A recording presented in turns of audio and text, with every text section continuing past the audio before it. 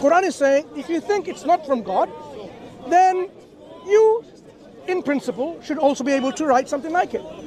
If he can do it, if they can do it, why cannot you? So if I told you, like, you see this building over there, that's my building. Yeah. I made it. You can't make a building like that. You'll say, I'm an architect. What do you mean? I can make something like that. And then I say, okay, come and have a look at my building. Yeah. So you go with me and you see every brick in that building is floating in air and not touching the other one. Every single one of them. Then I say, okay, go and make a building like that. Yeah. Would you be able to? No. You will not be able to.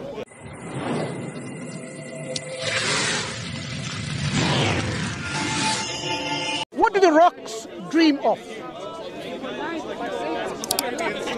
Nothing. Because they don't dream. So that nothing, if you conceptualize it, because the rocks don't dream, and I know what you mean, because the rocks have no understanding of anything, they're not conscious in that sense. So if you say this is nothingness, that nothingness, can it originate anything? Can it make something? Can it transform something? Right. So if you and I exist now, can there be a time in the past where there was absolute nothingness?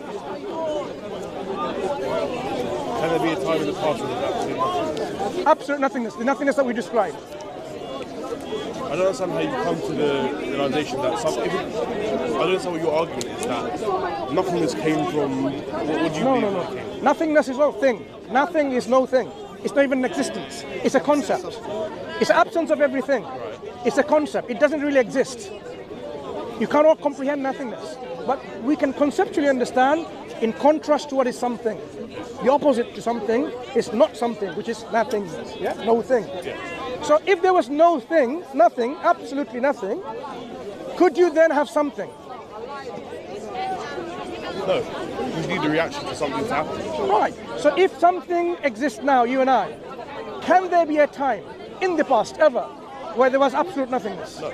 Exactly not. That means you now have come to a realization something has to exist always.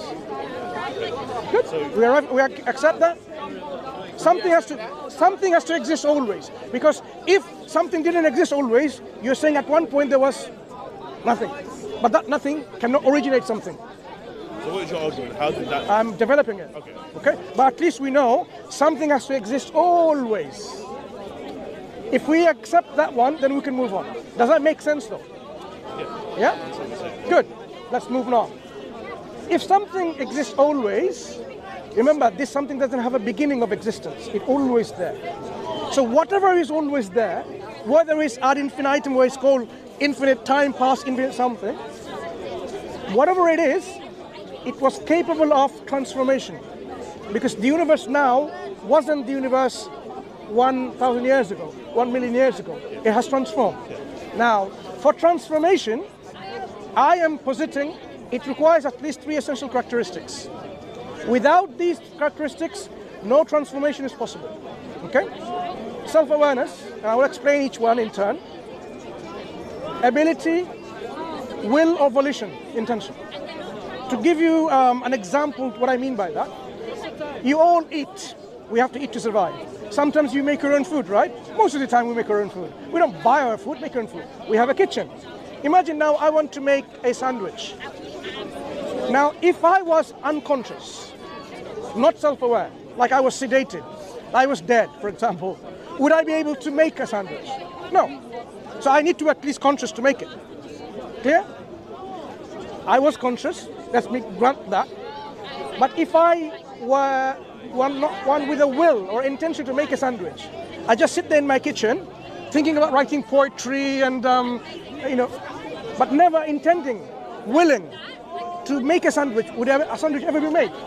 No, I need to have an intention to it. Good.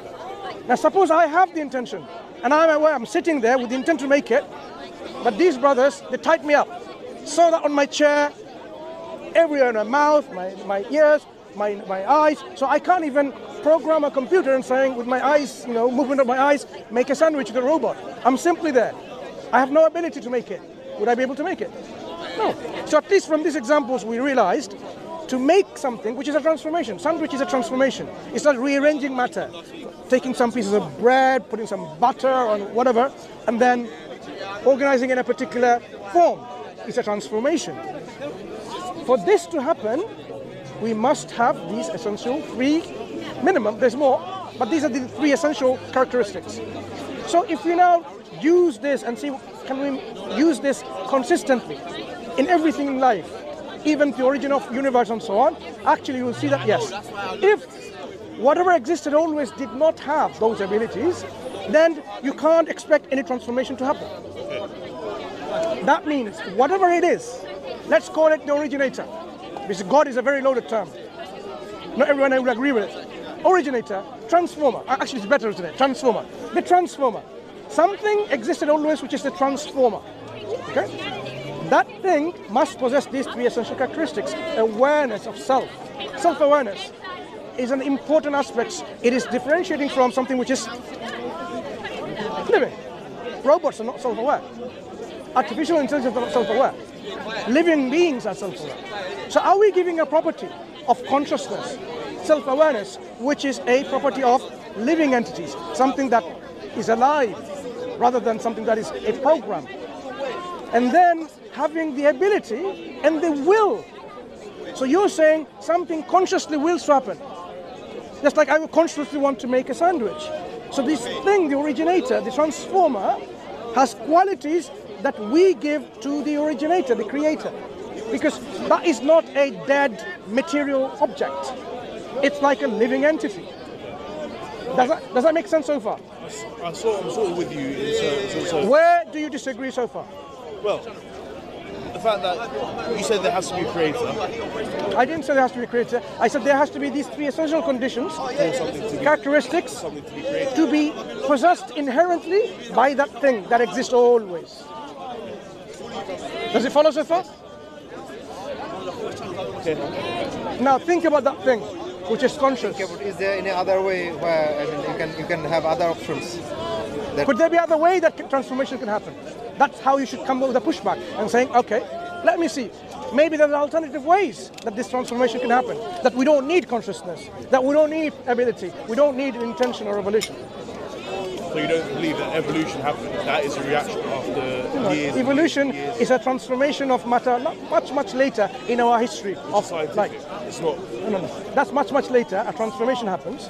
But this again, it tells you evolution happens by, again, you're saying non-conscious entity, and yet it has directions. It directs it from simple to multicellular, unicellular to multicellular, simple to complex. How does something which is unconscious have this understanding that this is how it should be? But what you argue, that's unconscious. The rocks, the trees. No, I'm saying evolution as a mechanism to explain transformation of matter to life is something that the evolutionists say it is not conscious, it is not self-aware. Mother Nature is not a mother who is aware of herself. Right, so how do you explain transformation which is with an intention, goal-directed this, that it needs to develop? Reproduction, survivability. Yeah, goal-directed, that's not evolution. We're talking about No, that's not evolution, but since you talked about evolution, so now you have evolution as a mechanism, but what's doing it is not conscious. And yet you're saying it is directing to complexity. It's not saying, oh, you can devolve if you want, but it's... Why do you need a That's the conscious problem. effort? Why do you need a conscious effort for the mechanism to work? Explain to me how it can happen without a consciousness. How can you have directedness? It's working right now. No, that's a belief. It's not a Give belief. me an explanation coherently, rationally, that without consciousness, self-awareness, you can have this kind of transformation. Transformation like There was no one process thing and then to there is a process. This is a transformation. There was no I process. think it's catching up with the argument late. I think Okay, that I'll continue with you then. Anyway. relate to you. Yeah. So, do you have a pushback?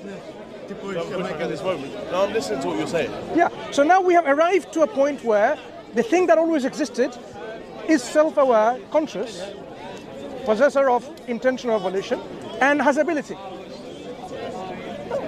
So if something has this is what we say, at least this is what you now should understand, what we mean by the originator of the universe.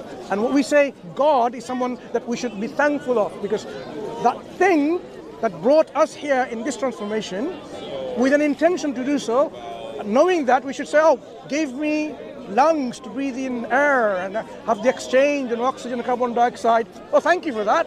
Oh, give me not only that, a stomach and all these taste buds so I can taste. Thank you. That's great. Being grateful is what is required for us. So that's where religion comes in. That's where God comes in. That's where our worship comes in. So it's not a blind belief. It's not a faith which is totally unjustified faith. It is a faith based on solid grounding. Okay.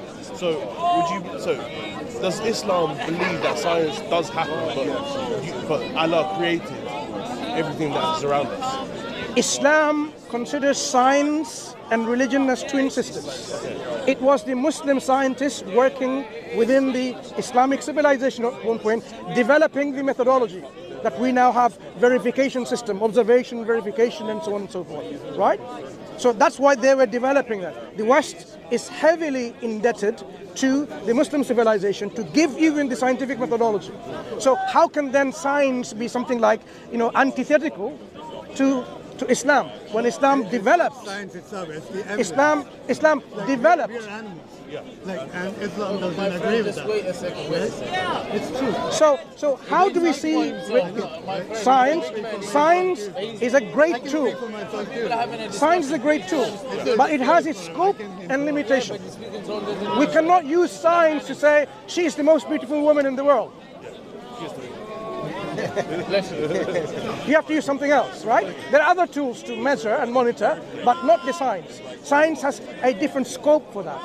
So science cannot deal with certain philosophical questions, for example, because it's limited within the physical reality, physical world, observable physical world. It can make predictions, but it cannot be certain what's outside the visible universe which it operates in. So are there any limitations in Islam where you believe that you can't account for anything that you see in this world? Islam, in terms of its message, it has absolute message which is from the Creator himself directly. Okay? So these are the guidance that is on an absolute level or a power or a standard. Everything else about our knowledge derived from anthropology, history, scientific experimentation, these are tentative. They are subject to change and they keep changing. At one point, we believed in the Newtonian mechanics and physics, and now we're saying that's the old model. Now we are into quantum mechanics and quantum science, right? So there's a paradigm shift that happens in science. Likewise in history, likewise in every other field. We learn as we uncover more and more with tools, with resources, with technology, with maths and science being developed. This discussion is also evidence-based. This discussion is also evidence-based. Whatever Brother Mansur is saying is also evidence-based. There is evidence that theory has shifted from one.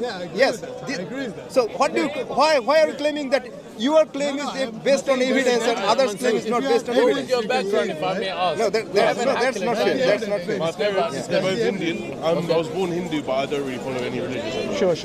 So you see, so when we now come to a point where there's a conscious being that wills the transformation to happen, we should ask, has this conscious being communicated to us? Because it's just like communication everywhere. Communications in our DNA, communications in the physical constants, everything seems to be well communicated, organized. Has there been a communication? We say yes, there has been. And the Quran, if you ask now as a Muslim, the Quran is this communication from this Creator, and it tells us, actually, if you have a doubt that it's not, then you can remove your doubt by doing something. Falsifying it, for example, using falsification test, or applying some criteria to say, yes, this is from the Creator or this cannot be from the Creator. That's what the Quran says. To give you an example, this is a falsification that the Quran offers. In chapter number 2, verse or ayah, surah 2, Baqarah, ayah 23. And if you are in doubt, which is a plural term, you as in all of you, doesn't matter who you are, wa in kuntum, that's the Arabic word, what God we have sent down, this Quran, upon our servant, Prophet Muhammad sallallahu alaihi wasallam, then produce a surah, this is surah number 2, there's 114 surahs, yeah? Produce a surah like any of the surahs, yeah? Like a chapter, like thereof, and call upon your witnesses. supporters other than Allah, God, if you should be truthful. So if your doubt is true, that it may be not from God, God didn't reveal it, what you can do is simply, if a book is not considered to be from God, then it's a human product. It's a product of something, right? But isn't the word of God from Prophet Muhammad? Let me address this point and then I can come back to that. If a book is not from God, then it's a product of someone or something, right? Could be artificial intelligence. At that point, there was no AI. But today it could be AI generated, right? A book can be written by an AI. But at that point, historically speaking, 1445 years ago, around that time, roughly, so either it was written by the one who said it's from God, he claims to be, Prophet Muhammad SAW, he wrote it himself, his product, or it could be, as some people say, some critics saying, it could be a product of his community, they worked together, or someone else that he had helped with. So again from agency who are conscious, who understand language and composition. So they composed it in this form. So Quran is saying, if you think it's not from God, then you, in principle, should also be able to write something like it. If he can do it, if they can do it, why cannot you? So that's what the Quran is saying. But the Quran is saying, but if you don't do it, and you'll never do it, you'll never be able to do it, then fear the fire, whose fuel is people, and stones prepared for the disbelievers. So it tells you, like, look, there's a consequence, by the way. If you don't do it, and certainly you will fail to do it, then once you know you can't do it, at least know the consequences are heavy, not accepting it. It's hellfire, and it's actually stones and people who are going to fuel this hellfire. But if you, of course, accept it by taking this as an evidence, give glad tidings to those who believe and do righteous deeds, that they will have gardens in paradise, beneath which rivers flow. Whenever they are provided with the provision of fruit therefrom, they will say, this is what we were provided with before. And it is given to them in likeness. So every time you receive something, it would not be the same thing again. I had something like that before. So there will never be a boredom. Whatever you have, continuous, fresh things, renewal of things that will be, and they will have therein purified spouses. They would abide therein eternally. So that means companionship, love, contentment, tranquility, always there. That is what the Quran promises people who would accept the evidence and believe in it. So when we look at this statement, if you are doubtful that it's not from God, then what does the Quran say? It offers a falsification test. Because if someone can say, okay, here you go, there is a chapter like this Quran, and if you can meet it like that, then the Quran will be falsified, it cannot be from God according to its own criteria.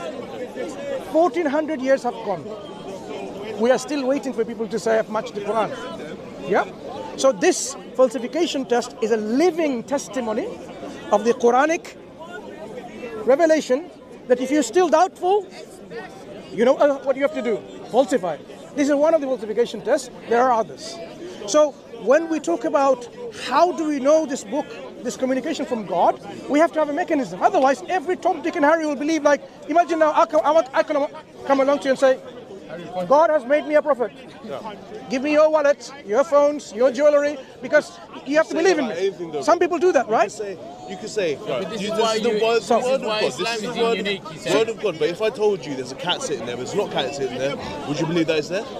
Do you know that there's a hellfire after you die? Wait. That's what I'm saying. Wait. If you can't see it, how do you believe? Do you understand, firstly, that anyone can make open claims that I'm a God, I'm a prophet of God, right? Yeah. So the Quran spares us from this kind of misery and suffering people may undergo. It says, look, where is your objective evidence that you are God or a prophet or whatever? But I didn't claim to be. Not you. Anyone that comes and claims. When Prophet Muhammad claimed to the people that I'm a prophet of God, he had objective evidence to demonstrate that. The Quran being one of the most important objective evidence. And it is an evidence till this day, and it will be until the end of the world. So if people still are doubtful it's not from God, all they have to do is understand what is the Quran like. Because it says, bring a surah like it, like thereof. Okay? So we have scholars giving the likeness of the Quran in book forms, and I have given lectures in the internet, produced videos about it, so people can know what the likeness is. And we are still waiting. Why? It is something that the Quran has a hallmark of the divine signature, so that people can know even when the Prophet has left us from this world. The Quran will still have its own evidence to be verifiable or not. So if I told you, like, you see this building over there, that's my building. Yeah. I made it. You can't make a building like that. You'll say, you know, I'm an architect. What do you mean? I can make something like that. And then I say, okay, come and have a look at my building. Yeah. So you go with me and you see every brick in that building is floating in air and not touching the other one. Every single one of them. Then I say, okay, go and make a building like that. Would you be able to? No. You will not be able to. You will not be able to. No architects today on planet Earth, or in our universe that we know of, will be able to make a building like that. The Quran is made up of letters like that, and it is composition like that. And yet, within this composition the Quran made, no one can make that composition. Just like the building, it seems like easy to make, but you can't have it in this composition. So this is an evidence that we say, look, at least consider that Quran or Islam can be falsified by using the falsification test. Okay? So that's one thing that is the next point for you to take and say, okay, fine, I now know, okay, that there's likelihood and a possibility that this originator transformer may have communicated with us, and history tells us there are lots of claims over the historical past. People claim to be prophets and messengers of this God. So the step that I think you should take logically now is, how many of those transformers can there be who is always existent, have the ability? Can there be more than one, like in Hinduism? But how can you dispute that there's... Oh, this is yours? Sorry. Sorry, could you repeat your point? Sorry. Yeah. How can we be certain that there are not many of these transformers or originators or creators of God, but only one, like Islam claims? What's your claim that there's not more than one? If there are more than one, the Quran says, then there will be chaos, corruption and ruin. Why would there be chaos? Okay, now let me give you an example. Because when we talk about this something that always existed, that something is not limited or deficient. It's absolute. Because it didn't begin to exist. If something doesn't begin to exist, it has no limitation imposed by anything. It exists by its own self. So you cannot have any limitation to it. It will be absolute. The question now is, can there be more than one absolute? Do you drive? Do you drive? Okay. When he learns to drive, when you finish driving, get a license, like, are you learning to drive where some cars have 2 steering wheels, some cars have, like a instructor has some, right? Okay. Imagine you have full set of steering and control in one car. You want to take the car to the south, and you want to take the car the other direction. And you're saying today, I'm not going to listen to you, I'm not going to listen to you, I'm absolute in my thinking, no compromise. So you start driving. Where's the car going to go? North or south? Wherever you want it to go. Okay. She wants it south and you want it north. Where's it going to go? Whoever's in control of it. Whoever's in control of it. Both of you are in control. If they both control. It's not going to go anywhere, is it? It's not going to go anywhere. That means if there are more than one creator, this universe would not have days and nights and these rotations. It will be chaos. One of them will say, I want thunder now. I want sunshine. I want snow. It'll be all night. Oh, I don't like this earth. Destroy it. But no, I like this earth. Keep it. On this earth, there's how many religions? Everybody believes there's a creator. There is more. We need to focus on the subject that we're talking about, not about religion. Each religion can be examined by its own merit. I'm giving you a principle that, is it possible to have more than one creator? There are many religions which says there are more than one creator. We know that. But I'm saying, is that possible? The example of your car, driving a car, demonstrate to you, if you're strong enough, you could take the car the way you want and she fails, for example. Or she wins and you fail. But either way, both of you cannot be absolute. The car cannot go both north and south at the same time. Yeah? Both can come into an agreement to go somewhere. An agreement is not a sign of absoluteness. It's a compromise is weakness. When you compromise, that means you are already saying, okay, you know what, I'll listen to you. Sometimes an agreement is a higher level. An agreement is a compromise. It shows you're not sovereign. You're not sovereign. You're not in control. Your will is not the most high will. Yep. If I want a will to happen and says, okay, you know what? He says, put me a gun. Don't say that. I say, okay, I won't say that. You see, this compromise is always a weakness. But if I am the most high, the absolute, I do not need to compromise. My will is what's going to happen. So that's why, even the example of a car, you cannot have two absolute drivers and taking it both at the same time. If the universe had two creators, imagine one of the creators says, now, you know what? I want it to shrink now, the whole universe to expand, to contract so fast that it does it in 5 minutes. Able to do that, all powerful, no limitation. But the other creator says, no, I want it to continue with the slow expansion that it has. What's going to happen? We have a conflict of will. What happens if both creators want it to happen? What happens if both creators want it to happen? How can you have both creators who are absolute, they both want the same thing? Because absolute means I don't need to. In fact, here's another problem. You could want to go to the supermarket with your wife. Here's another problem. Here's another problem. Do you think this could happen? Could be Imagine. Okay, let's tell you how absurd these things could be. Now, absolute means the absolute knowledge, right?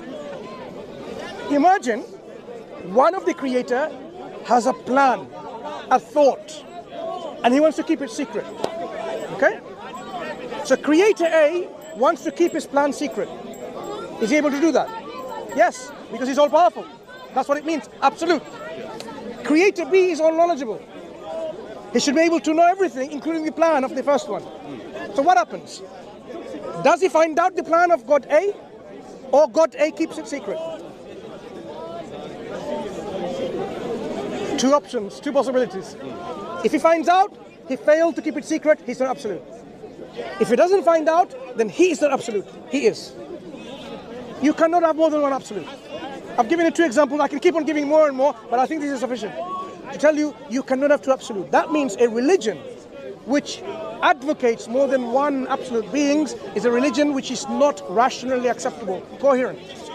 Yeah? That's why we say, if you want to believe in something, look at what is rational, intellectually acceptable and coherent. Islam provides you that. In fact, can I borrow this Quran again? Which you were about to show. Look, chapter 112 in the Quran is called Surah of Purity, Sincerity, Surah Ikhlas. Here, this one. Surah Ikhlas. Say He is Allah, the one, the eternal refuge. The word actually means someone who is absolute, perfect, complete, self-sufficient. He neither begets nor is born, nor is there to him any equivalent. It's giving you a concept of that transformer, originator, creator God, that there's only one, unique, who is absolute, self-sufficient, not produced, born, generated, and doesn't produce, generate, beget, and so on and so forth. And there's nothing like unto this God. If you look at it, if you're one and absolute, you could not have someone else before you, because you are the absolute one. You cannot be born, you cannot be begotten. If you beget someone, produce a child, daughter or son, something, then you're no longer one anymore. There's more than one. But if you are one and unique and absolute, and you are not born, and you don't have any fathers and parents and lineage, there can be no likeness. You're absolutely unique, no comparison, no co-equal. That's how we mean coherent explanation about God in Islam. Does it make sense? Yeah, thank you. I need to go. Thank you. Thank you. Thank you very much. Thank you for listening.